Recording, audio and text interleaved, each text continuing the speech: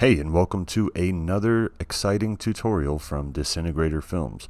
Today we are going to be creating a motion tracked robot using Element 3D, Mixamo, and Blender.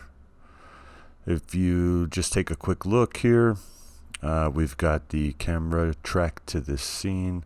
We've got a reflection that matches the environment on this chrome robot. And yeah, we've also got some lens flares and that kind of stuff too, and a little bit of color correction. So I'm going to walk you through how to create this scene. All right, so first thing is first, go ahead and import your footage. Now, this footage was taken with an iPhone XR, and some of the things that are going to be important for when you take footage that you're looking to composite and track. You want to make it easy for the built-in After Effects, camera tracker to grab onto things in the scene and to simulate a camera. And so in this particular circumstance, I knew this was just going to work pretty well because of these geometric patterns and lines that are very easy for the camera to track. So think about that as you're shooting your shot. Also, what I wanted to do is, in looking through this footage, there are some natural lens flares. I wanted to get away from that. So I skipped forward in my footage to when those natural lens flares kind of died out. And then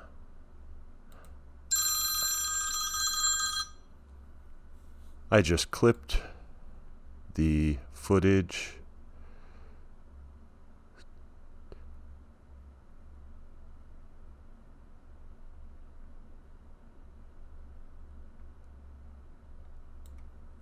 so that there are no lens flares. All right, so now with this footage being clipped, let's go ahead and drag the footage into the new composition panel, and now we have a composition that is exactly that amount of time.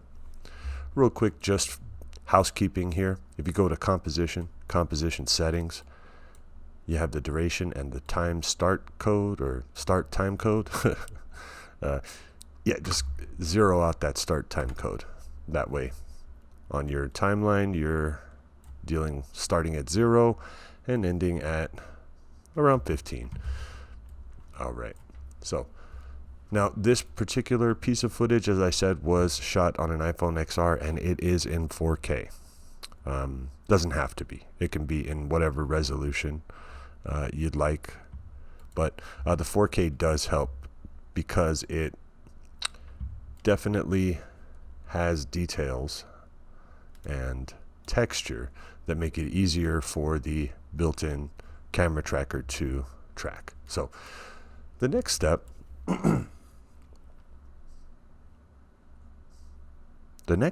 is to go over to the tracker.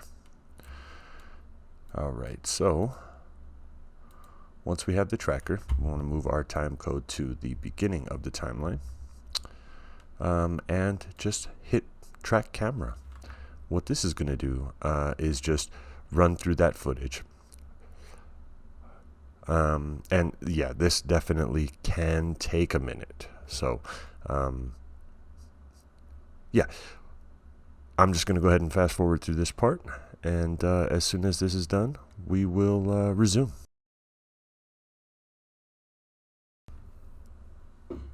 Okay, so we are back, and it looks like the camera tracker has gone through and placed these wonderful tracking indicators all over our scene. So, all right, so the next step that we need to do is to just kind of scan with your mouse over the area and look for a tracker that looks like it is at the correct angle for the plane in which you're working. So for our purposes, let's just go ahead and grab this one right here. So once you click, you'll see a marker that's outlined. So then the next step is to right click on that and create null and camera. All right, so now as you can see here in the composition pane, we have a track null and we have a 3D tracker camera. All right, so the next thing that we're going to do is go to Mixamo.com. All right, so Mixamo.com is a place where you can find a bunch of really cool motion capture animations and characters. So what we're going to do is, in the search bar, just type Y, and it'll bring up the Y-bot. All right, so let's proceed with this character. All right, and the animation that I've chosen right here is called the robot dance. And if you just search in the animations pane for dances, there it is right there. All right, so just a couple of things about this. Number one, you have some settings over here. You can trim the animation to make it shorter, longer. You can adjust the focus, which just adjusts some of the parameters of the animation. You can adjust the stance, and you can adjust the overdrive, like you want him to do a fast robot dance or you want him to do a super slow robot dance. Also, the character arm space. If you're interested, I have another tutorial about working with Mixamo. But all right, let's get that back to about 50. And character arm space about 50. All right. So the next step from here is to click on download, and my preference is collada.dae. All right, so once that is selected, just click download. This will prepare to download, and yeah, download it to a directory on your hard drive.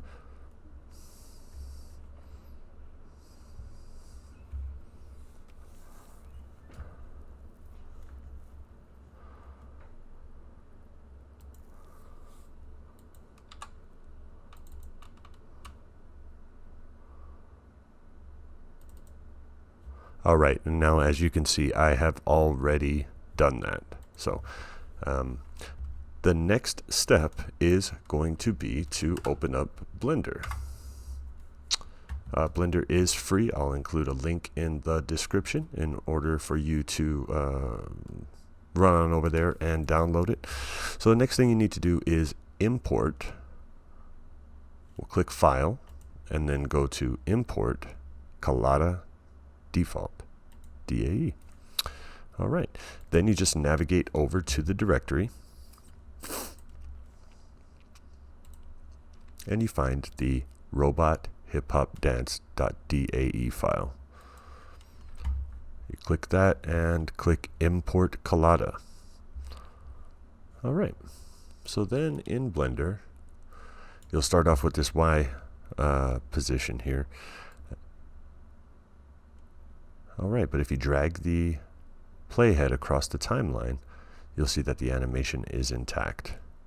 You'll also see, though, that the animation is a little bit longer. And depending on which dance you choose or which animation you choose, this may not be the case. But for this, we need to adjust the length of the timeline in Blender. And you can do that just by adjusting the end number of frames down here and then just dragging this out a little bit, similar to After Effects. So what you'll do is just drag the playhead to the spot in the timeline where the animation ceases. So that is the last frame right there. So 4:07 is the last frame of this animation. All right, so then all you have to do is just adjust the end number here to the end of the animation. If you go ahead and play that back in Blender, you'll see that the animation should loop flawlessly.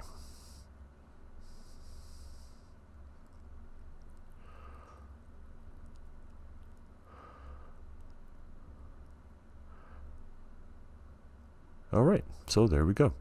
All right, then the next step is going to be to go to File, Export, Wavefront OBJ. All right, so then you will navigate over to the directory where you save all of your 3D models.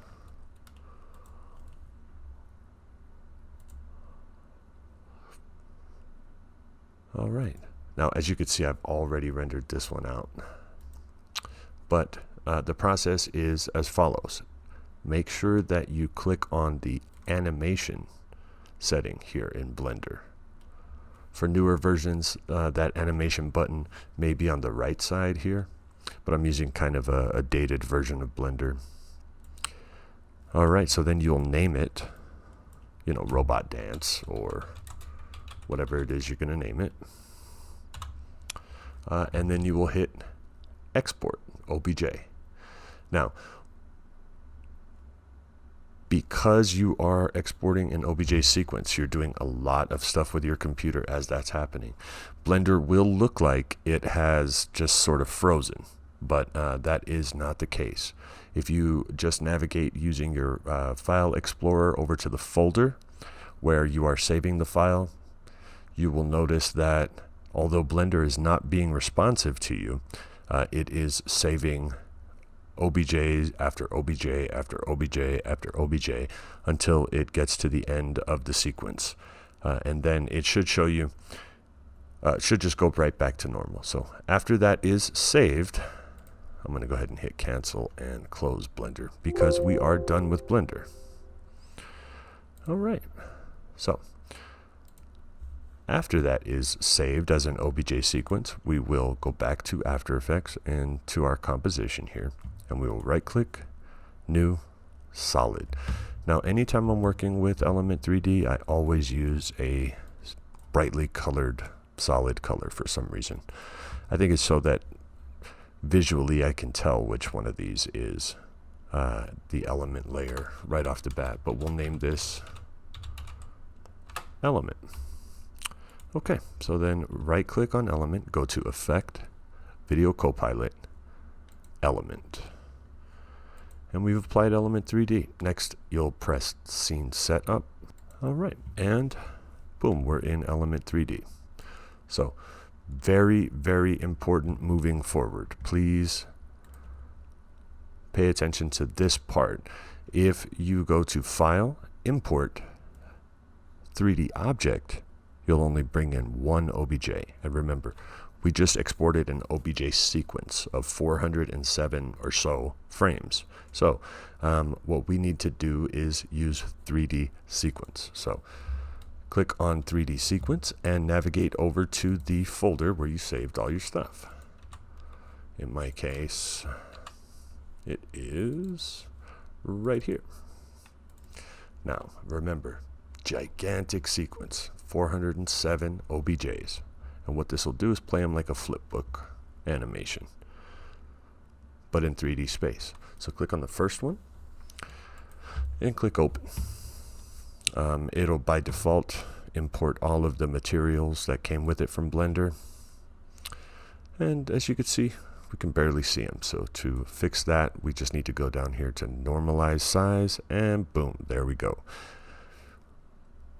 Now right off the bat, I'm noticing he's not standing on the plane in Element 3D. So to fix that, we need to go to Alignment on the OBJ sequence and click Bottom instead of Model Center. And now he is standing on the plane. Okay. Then what we'll do is we will twirl down this menu here on the OBJ sequence, and we will play with some of these materials. Now, since I'm using the most up-to-date version of Element 3D, I've got these physical shaders, and what I'll do is grab one of the chrome shaders and apply it to the body. Okay. I also have this Icon Mirror Mech shader pack, and I will use Mirror Mech 10 for the Alpha Joints channel. What that does is it puts some, like, little gears and stuff in there. Gives him more of a robotic look. All right. But as you can see here, the environment map is definitely not going to match our scene. Now, when we close or click OK on Element 3D, we're not going to see our character. The reason that we're not going to see our character is because the 3D camera in this composition is looking at a different point in space than where our robot exists on the Element 3D layer. We will fix that. But before we fix that, when I took this video, I also, as soon as I was done taking the video, I knew that I was going to need an environment map. So what I did was I used my phone and I took a photo of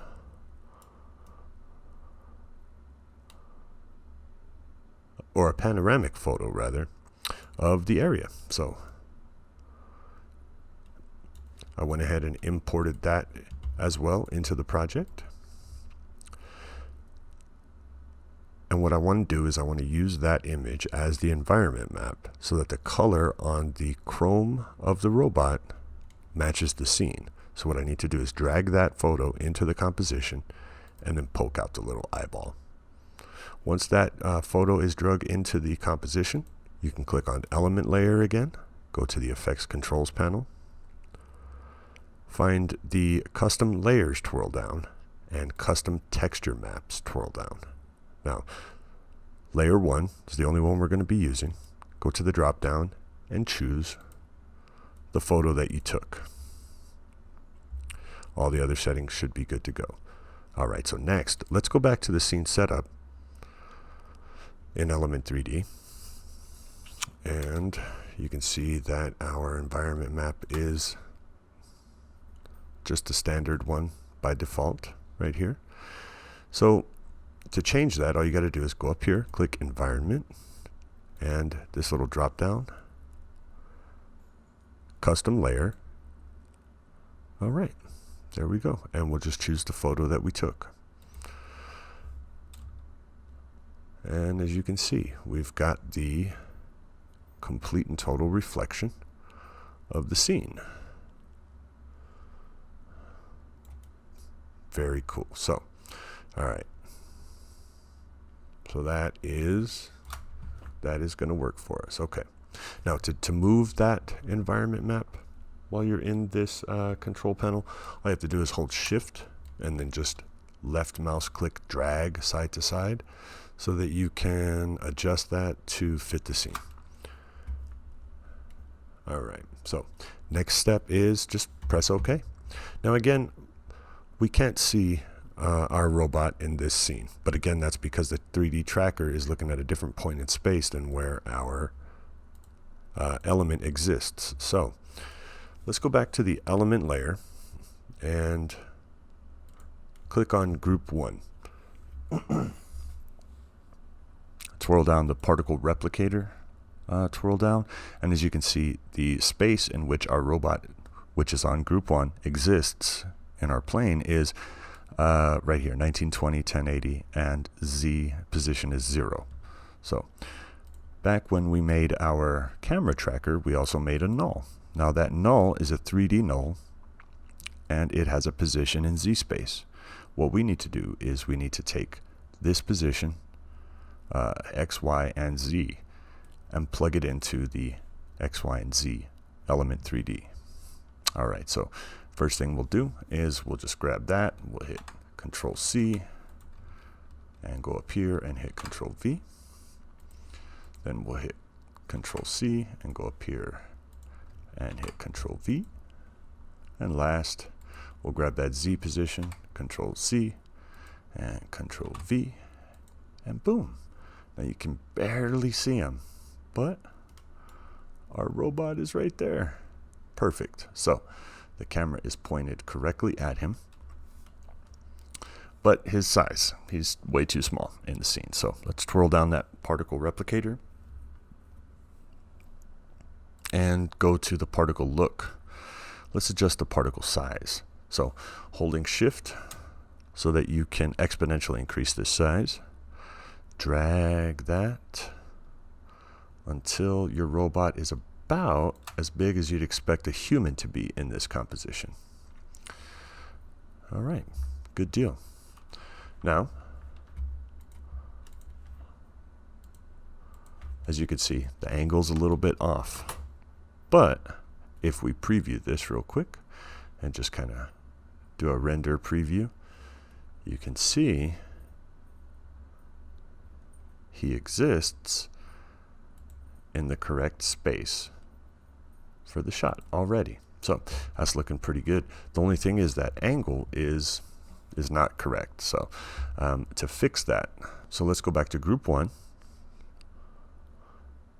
and group utilities. And under group utilities, we have a create group null.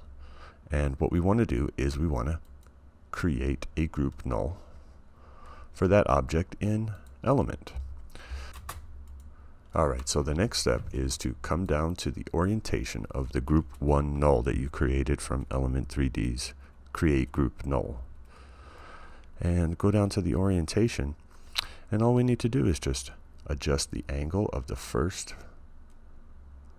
twirl down here, which is the x-axis, until the angle matches that of the scene in which we are operating.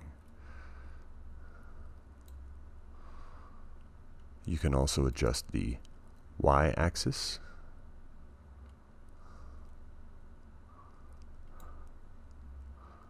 and the z-axis. So let's go ahead and do a render preview of this and see if that angle matches. All right, and as a matter of fact, it looks as though that angle does match very nicely. All right, excellent. So a couple of things here. Number one, the reflection. Let's go ahead and look at the reflection. Now, for this to render out in a believable way, it's my opinion that you're going to want to adjust some settings here in Element 3D. So, all right, so to get that reflection to look super good and to fix some of the inherent issues that we've got here, such as jagged edges in the composite, let's go to the render settings and choose reflection. All right, and where it says spherical map resolution,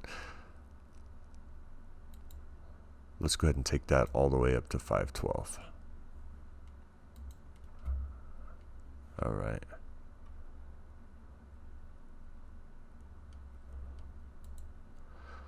Next, let's go to output, and we will go to multi-sampling. Now be very careful. Before you start to adjust these settings, my recommendation is to go to File and Save your project. Because what can happen here is you can crank these up a little too much, and then After Effects will freeze on you. Because what you're asking for is beyond what your graphics card and processor are capable of doing. So very careful with these settings. But in the multi-sampling setting, take it from 8 to 16. I think you can probably do that safely. And then go to super sampling and choose 2 instead of 0. You can also use enhanced multi-sampling. But as you can see, jagged edges are pretty well fixed at this point. Again, let's take that back to what it was. It was 8, 0, and enhanced multi-sampling turned off, and you can see all these jagged pixels. Let's turn that on again.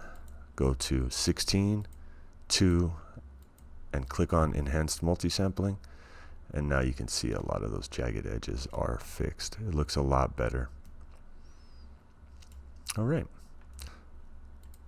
The next thing that we'll do is address the fact that there is no shadow in this scene.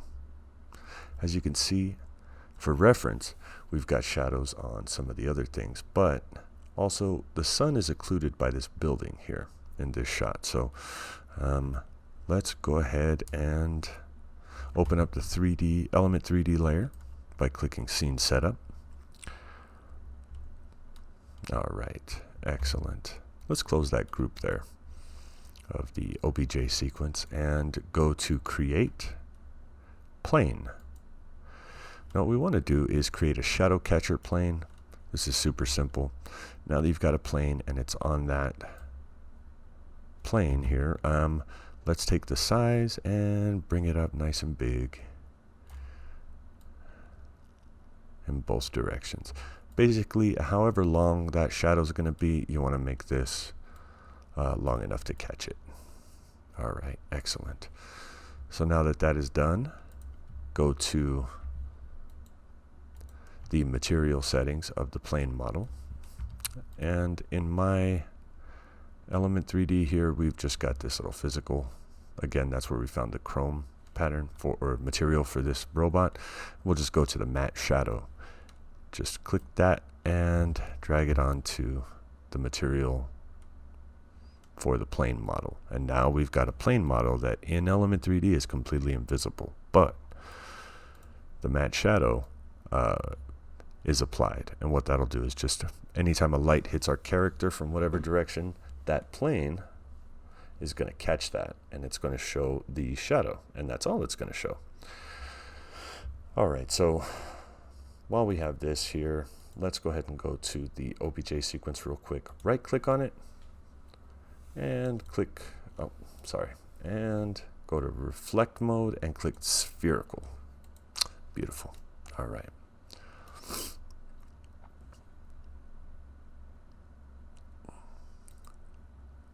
All right, and another thing that we're going to do is while we have the OBJ sequence here, let's go down in the settings for it all the way to the bottom,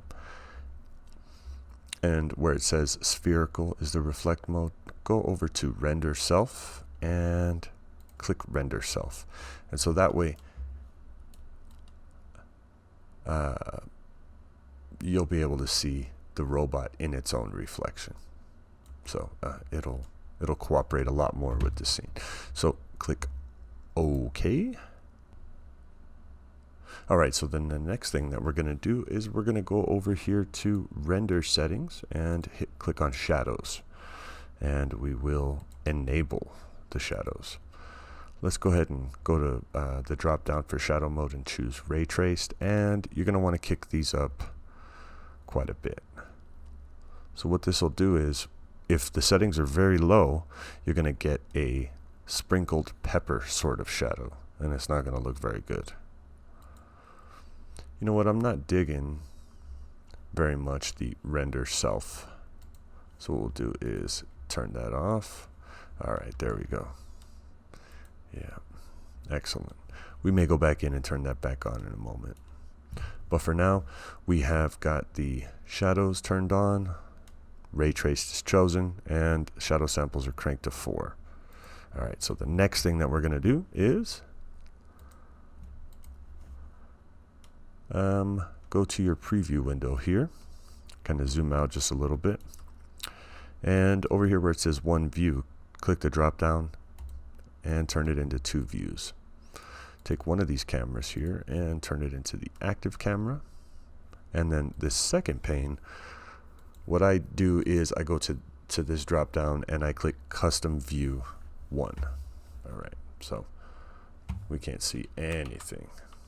If you hit C on your keyboard with this pane selected, you'll cycle through the camera tools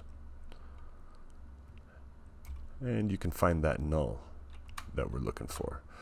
So once you find that null, you can drag the camera over and you'll find your robot. Now, with your robot found, go ahead and zoom out so you can also see the camera, and you can get kind of an idea in space what we're dealing with. So at least angle wise. All right, so this is about what we're seeing. Now what we need to do is we need to look at this angle and we need to figure out where is the sun coming from in this shot. So the sun appears to be coming from right around here someplace. Could be over here. But this is a creative choice that you had to make. In the example that I shot, I went ahead and exaggerated the shadow to come out a little bit more. But as you can see here in the reference, or in reference to the shadows in the shot, the shadow is coming from pretty much ambient occlusion, and it's not like a direct light shadow. Therefore, it's not stretching in any direction. It's just falling directly onto the surface where the car is there. So his shadow should be behaving similarly. So it's up to you whether you want to exaggerate that shadow, to kind of try to sell the track, or if you want to make it exactly like how that one is shown. So in order to do this, let's go down to the drop down and go to render settings, ambient occlusion, and just go ahead and turn that on. Now, something else you want to do with this is also crank this up.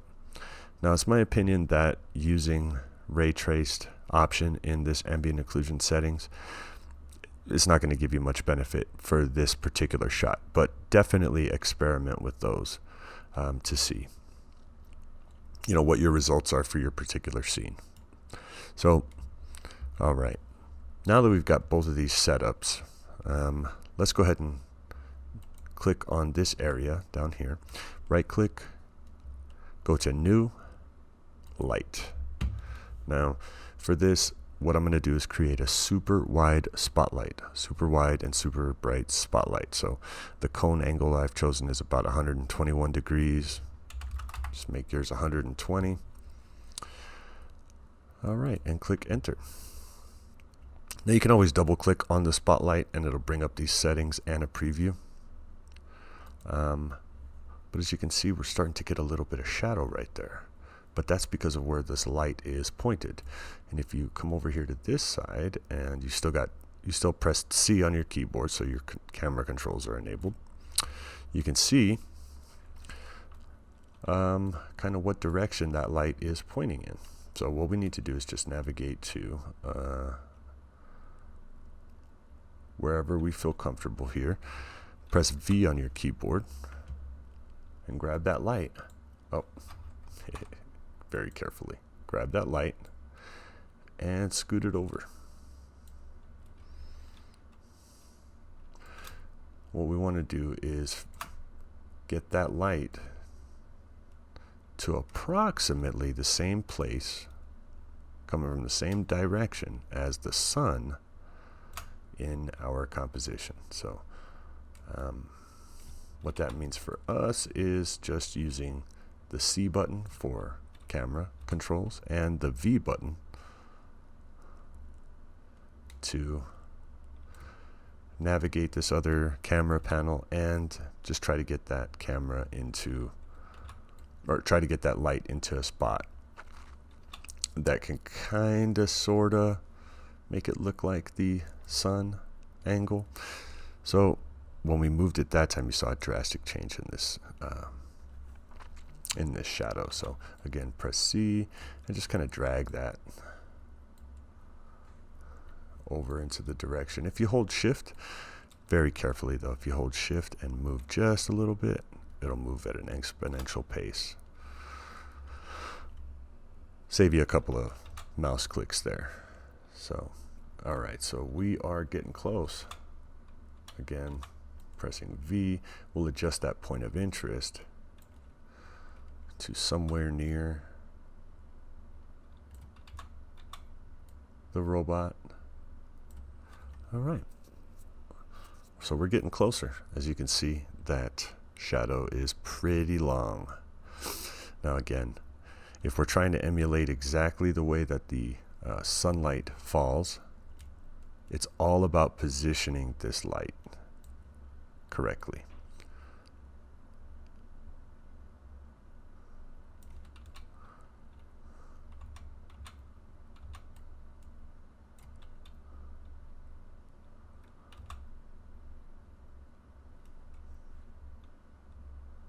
All right.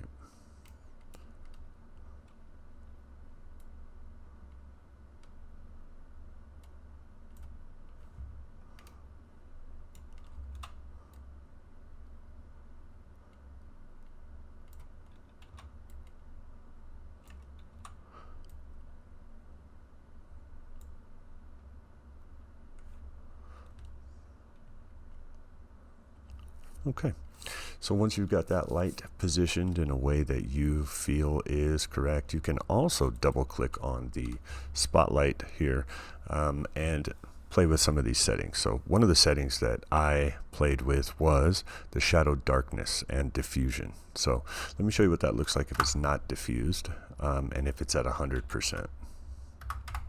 So you could see that shadow is just a black layer, almost like if you created another copy of this layer and kind of stuck it there and used a fill and turned it black. So obviously that's not going to work out. So the way to fix that is to double click on the light and to adjust the shadow darkness and bump up that shadow diffusion. And the trick is to just try to figure out the depth of that color black and match it, basically. So a little bit darker, I think. And maybe a little bit darker still. So again, this is definitely just going to, these are going to be the settings that you play with for whichever video you're trying to do a composite for. So I feel like the shadow diffusion is pretty good. And let's get a preview render and just take a quick look and see what we're working with here. To do that though, let's go ahead and close this custom view. Go back to one camera view. Alright, cool deal. So then back to the beginning and just press spacebar and get a good preview of your render here. Alright, so that is looking pretty good. As a matter of fact, very nice indeed, very nice indeed. All right. So some of the things that we included in the original video that are not included are color correction and a lens flare. So let's go ahead and do that real quick. And again, I say super quick. So just go down to your composition settings here, or your composition, and right click, click new, solid. The same way I visually label my layers to show me which one is element 3D, I also do that with any kind of optical flare. Usually in my compositions they are blue layers, so I'll just click a blue. We'll call it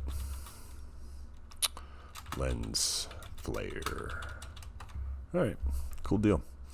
And we'll right click on lens flare layer and go to effect, video copilot, optical flares. And real quick, just click on options. That'll bring up the optical flares options. Here we'll clear all to get rid of that. And then we'll just create our own lens flare here. Now one of the things I really like are these dirty orbs. I feel like that kind of sells, because you're never dealing with a camera that has a perfectly clean lens. And we'll add a little glow. And I happen to have a couple of presets here, so I'm just going to go ahead and grab one or two of these. I feel like let's do an anamorphic and also, I don't know, like a kid in a candy store with these. Do a multicolored iris. All right. Let's see. We also should probably grab a golden glint. Oof. Oh, I don't know. Nah. Golden glint. Overrated.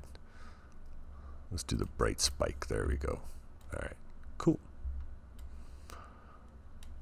Now we have our optical flare layer there. All right. So we'll click on the mode and we'll select screen.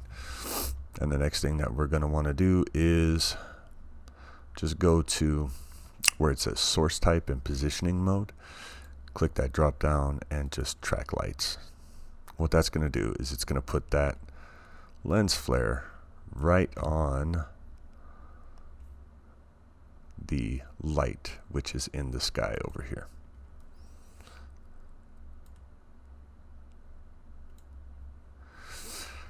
Now you may be thinking to yourself, well, I can't see it, but if you increase the scale, you'll definitely start to see that.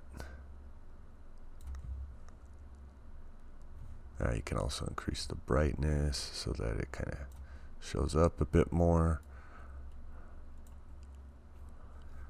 All right, and there we go. Now we're starting to see some of those lens artifacts in our shot. And it really should only show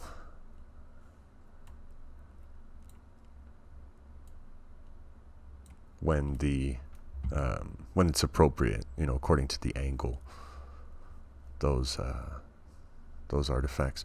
So the next thing that we'll do is, once you've got your lens flare in position and scaled correctly, go ahead and right click, go to new adjustment layer, and on this adjustment layer what we're going to do is just go to effect, color correction, lumetri color, and we'll go to the twirl down for creative, and where it says look here, let's go to the twirl down and select something. Again, so this is going to depend on exactly what it is you're compositing, but the advantage to applying a layer of color correction is that the same color correction used on the background is going to be used on this item that you've added to your composite. And so the color correction will tie visually the background and the foreground together. So it'll apply the color the same way across both. So once you find whichever color correction setting you feel makes it look as though your character belongs in that scene, and that those lights start to interact together, you should be good to go. I like to also play a little bit with the faded film, because again, what that does is it just sort of fades out the background and the foreground so that those shadows start to kind of match in color a little bit. But as you can see, we've got pretty much a completed composite here with camera tracking, a 3D element layer, and lens flare, shadow, and color correction. So I hope that you enjoyed this tutorial, and I'd be interested to know what you come up with using this process.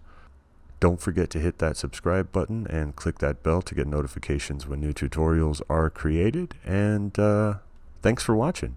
And now it's your turn. You get on your After Effects and start creating. Make some fun stuff. And tag me on social media. You can find Disintegrator Films on Facebook and, again, right here on YouTube. So thanks again for watching, and we'll see you guys next time.